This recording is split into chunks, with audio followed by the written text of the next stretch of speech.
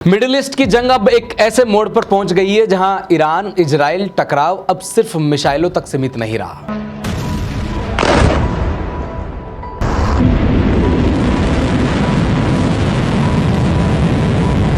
अब बात पहुंच गई है परमाणु रिएक्टर पर हमले की धमकी तक, और ईरान के एक सैन्य अधिकारी ने कहा है कि अगर रेजिम चेंज सत्ता परिवर्तन की कोशिश हुई तो इजराइल का डिमोना रिएक्टर अगला निशाना हो सकता है, और अगर ऐसा हुआ तो मिडिल ईस्ट में नई चेरनोबिल जैसी तबाही हो सकती है। सोचिए, अगर ऐसा हुआ तो ये सिर्फ एक मिसाइल हमला नहीं होगा, बल्कि इसका असर किसी परमाणु बम के धमाके से कम नहीं हो सकता।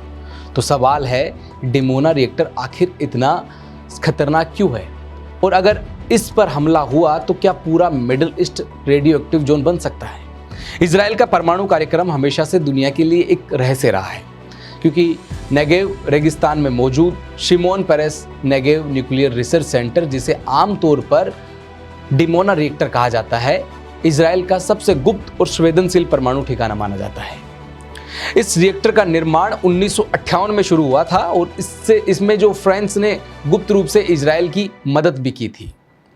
जब अमेरिका को इसकी भनक लगी और सवाल उठाए गए तो इजराइल ने दुनिया को बताया कि ये कोई परमाणु रिएक्टर नहीं, बल्कि भाई टेक्सटाइल यानी कि कपड़ा फैक्ट्री है।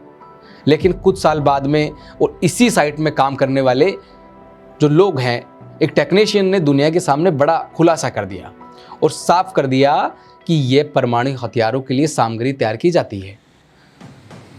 अगर बात 1962 से 1964 के बीच की करें तो रिएक्टर पूरी तरीके से सक्रिय हो गया है, और 1967 तक जो है इजराइल अपने परमाणु हथियार तैयार कर चुका था। और दिलचस्प बात इस पूरे मामले के अंदर यह है कि आज तक इजराइल ने आधिकारिक तौर पर यह स्वीकार ही नहीं किया कि उसके पास में परमाणु हथियार है। लेकिन अंतर्राष्ट्रीय विशेषज्ञों और कई संस्थानों का यह मानना है कि इजराइल दुनिया के उन 9 देशों में शामिल है जिनके पास में परमाणु हथियार मौजूद है।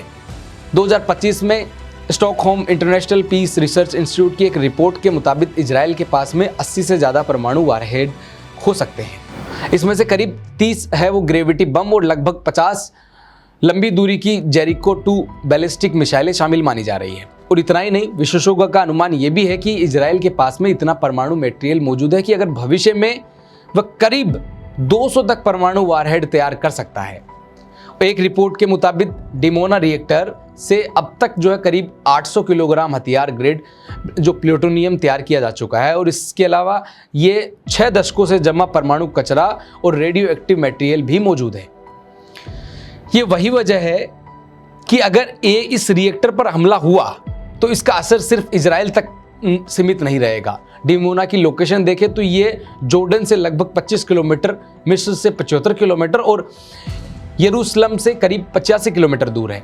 मतलब अगर यहाँ कोई बड़ा हादसा हुआ तो ये रेडिएशन कई देशों तक फैल सकता है। डिमोना से निकलने वाला सबसे खतरनाक तत्व है प्लूटोनियम 239। यही वह जो मटेरियल है जिसका इस्तेमाल परमाणु हथियार बनाने में किया जाता है, और इसकी सबसे जो डरावनी बात यह है कि इसकी जो लाइफ हजारों साल तक होती है। अगर इसके छोटे छोटे कण भी इंसान के शरीर में चले जाएं तो यह फेफड़ों, हड्डियों और लीवर में जमा होकर कैंसर जैसी गंभीर बीमारियों का कारण बन सकता है। और अगर एक बार ये शरीर में चला गए तो इससे पूरी तरह खत्म करना लगभग नामुमकिन माना जाता है।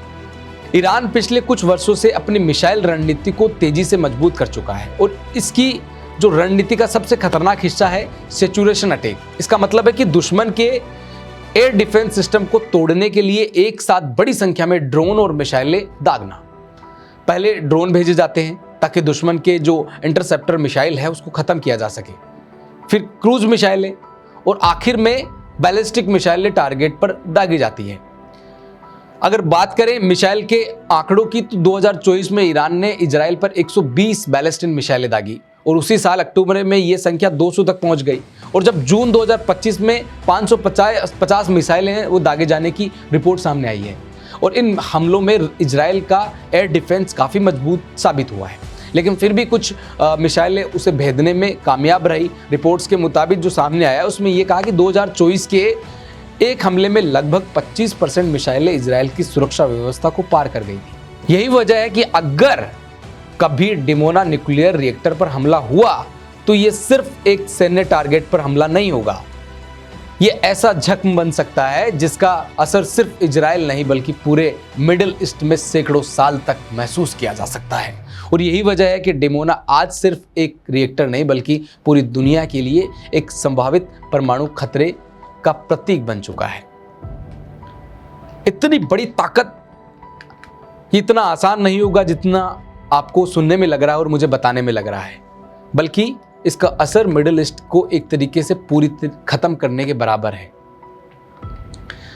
खैर, आगे क्या होता है ये तो देखने वाला वक्त ही बताएगा, आने वाला वक्त ही बताएगा। हम तो इसके सब गवाह बनेंगे ही, लेकिन इन सब चीज़ों से किसी का फायदा नहीं होने वाला। इसका कहीं ना कहीं नुकसान भारत तक भी पहुंच सकता है। खैर, आज के लिए इतना ही। देखते रहिए अपडेट इंडिया न्यूज़।